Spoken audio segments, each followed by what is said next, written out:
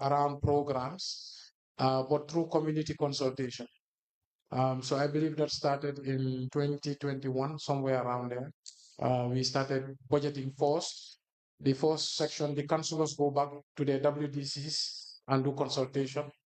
The directors, the department heads go back to their departments and do consultation, unit heads. And of course, the mayor has big ticket items he wants to deliver for the municipality, and he also gives that. And then the finance committee starts the sittings. So the finance committee of council brings the budget together. Once they bring it together, the management first sits on it. Then it comes to the senior management, and they sit on it. And then we present it to the council. And that's the hard part. So yesterday I was not around, but they held the first budget session. I heard it was very messy because if you're not strong, you cannot manage the opinions.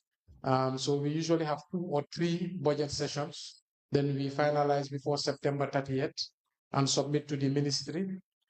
The ministry usually takes a very long time before they respond. Okay. So over the years, they usually respond around February of the following year, which is a problem because then you have to start implementing your budget in January. Yes. So usually then the minister puts his observations or queries. Out of the years, I've seen through the first minister, 1 observation and query. And now with this minister, I've seen an observation and query last year. And then we make the adjustments according to their observations and queries and send back to them for the final endorsement of our budget. But all of this should happen before the beginning of the year so that legally we can implement the budget. But KMC, we said it's September 30th, but they never respond to February, etc. So I think that should be fixed. Very well. Now the WDCs, Yeah. their own contribution, do they put it in writing? Do you know? So WDCs, their funds is something that we developed at KMC. We pioneered it, but it's a bit difficult. So we started giving our WDCs, I believe, in 2019 or so, around that, 200,000 annually, to prevent them from always coming and bringing odd requests to council so they can implement. The challenge there now becomes the verification and audit. And without a strong internal audit unit, that becomes a challenge. Previously, our internal unit was not very strong, but now we have a strong director. So they must put their project request in writing, submit it to the mayor's office for onward transition to the CEO. Then the CEO does the verification, then disbursement. Usually, they disburse 50% at the beginning of the year. If they retire that 50% or it is verified before the last 50% should be given, but the CEO has the discretion because he has to account. So a lot of the time, there's a lot of fights with him that come to my office, but the story is the same. You have to account for the funds Yes. that are given to you, and there must be verifications before you outsource. So last year, I tried to bring a new system, but I was voted down. Last year, what I was saying was this WDC issue fund can become very controversial. So what I would suggest, the councillors design their projects and we set up a implementation committee. And that implementation committee can implement. And then after, the councillor should be interested in the project and not in the funds. But unfortunately, I was voted down in council. That was going to be my next question. Yes. How does council intend to monitor the implementation? Because then, from what we have seen from Basset down coming up, that if you leave it entirely with the WDCs, there's a high chance that it would not go the way you want. And so if that is the case, probably one can say it is funds wasted through one way or the other, whether it is through fraud or misappropriation of funds, it's all fraud, or just misplaced priorities, you name it. And so without that monitoring mechanism, you keep on giving every year, and then it is more of a routine and obligation on council than actually making sure development is registered. And so when you go around for your mayoral tour also, you will see that there would not be development which will match the level of finance that was probably given some. I mean, and this all for all the area council. We see every time, every year money is given, but then the level of development is different. I agree. So I believe in the decentralization policy, meaning to empower local governments and local governments to empower their WDC. Right. But there's not a deliberate effort to capacitize the local government areas. I am for giving communities some funds to manage and implement community-based projects, but they need the capacity. They need the prerequisite capacity. So what we did in 2019, for the first time, we opened offices for all our WDCs. After opening offices, we hired secretaries to be posted at all the WDCs. We also bought computers, we bought printers, we gave them internet. And this was an effort to try to capacitize the WDC to implement their own projects. Because the idea was over time, we can give them a big chunk of the development fund, right, and let them do direct implementation. But I am very careful. I always measure their capacity versus giving them these funds. That's why I believe until they can have the capacity, the administration should implement directly. But like I said, it's a democratic process. So last year they created a WDC fund policy. In the fund policy, I was advocating for centralized implementation.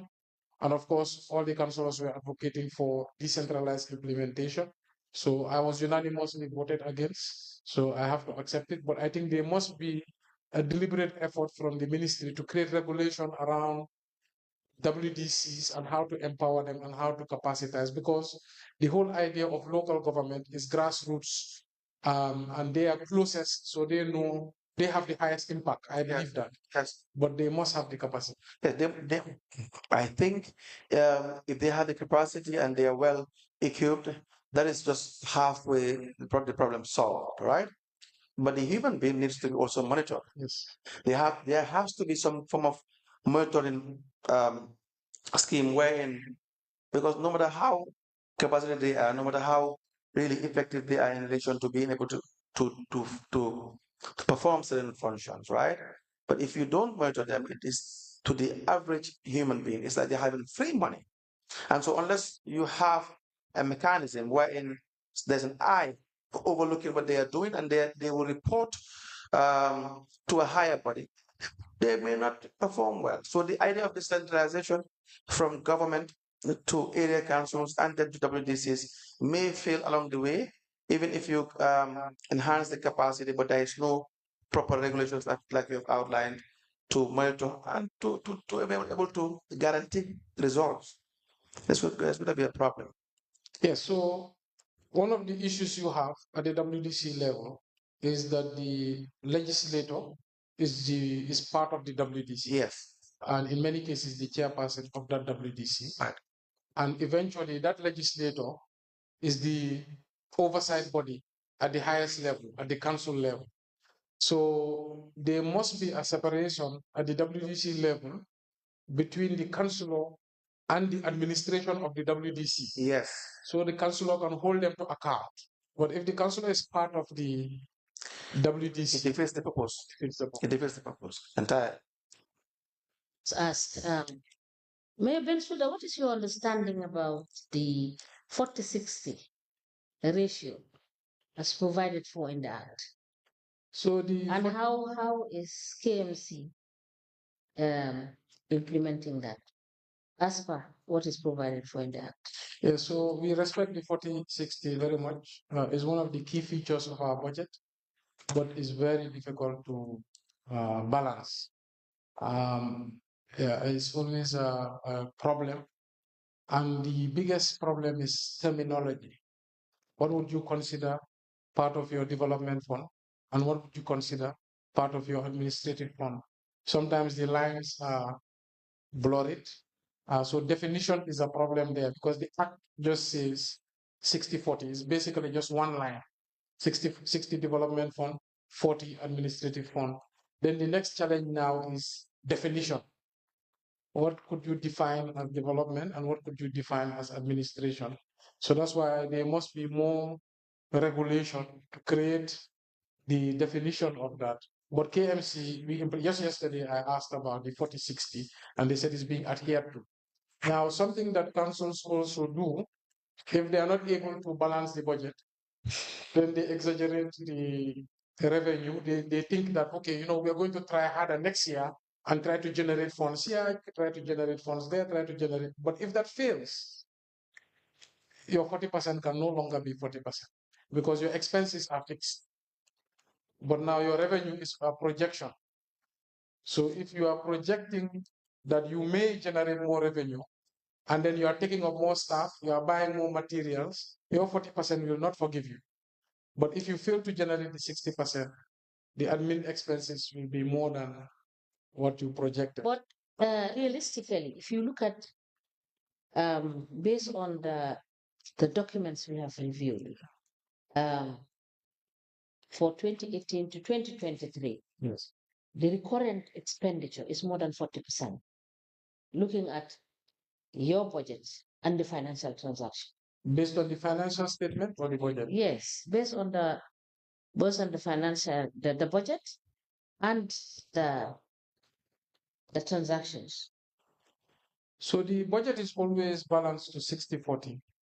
Now, if the financial statement at the end is not balanced, maybe I can say I can look at that, but I've never seen a report where it's not balanced. But I can see how it doesn't balance. But I know at the budget session it is always balanced. The problem Yes, the budget session, because you have already explained that. You have said that you understand when putting the budget together, it is the forecast is made unrealistic. It's not realistically made in terms of what revenue you will collect at the end of the year. So the forecast is not realistic. So if the forecast is not realistic, you will not be able to, at the end of the day, have a balanced budget. So because your budget, you can only balance it based on your actuals in terms of revenue collection and your actuals in terms of your expenditure. Is that not the case? No, so when I say it's not realistic, it's always after the fact. So when you're developing the budget, people bring ideas. So for example, if I as mayor say, look, let's cut down these expenses because we need to stay within the 40%. But do you agree with me that a budget is a projection and the projection should be realistic? Yeah, so that's what I'm here. Do you agree? Yes, the projection should be realistic. Yes. But when the finance committee, we have a revenue committee that comes up and says, no, mayor, we have a plan to transfer all payments to the banks. So with that, we project that we will collect more rates based on that plan. Or we have a plan to outsource debt collection to agents. So they bring their strategies. But if that plan fails, and in the real world, a lot of these plans, they have problems, then your budget ends up not being realistic. But the major issue that hampers our budget is the lack of subvention from the government. So when we do the budget, KMC, we always budget 46 million as projected subvention from Gambia government as per the Finance Audit Act, which says government should subvent councils with 25% of their development fund. But government has never done that. So because government does not bring their part of the budget, you will always have a problem in terms of your projected revenue. But if at all government was bringing that 46, but having realized that on hindsight, that year in year out, you don't have the anticipated income from government. Should that be the basis upon which you will do your projections on a budget? No, so I always, because that I believe would not be realistic. Yeah, so I always advocate to move the government subvention on the maybe, and let's balance our budget based on what we believe we will get versus bringing government in, because then we end up in problems. So the other thing also, when we started putting our grant income as part of our revenues, the development fund grew significantly. That's why I said all these years we've been getting grants, so we've been between that threshold. Council, you may proceed. Yes, that's all for the first half. We have Mr. Diba, who is giving a statement for the vouchers we just got yesterday.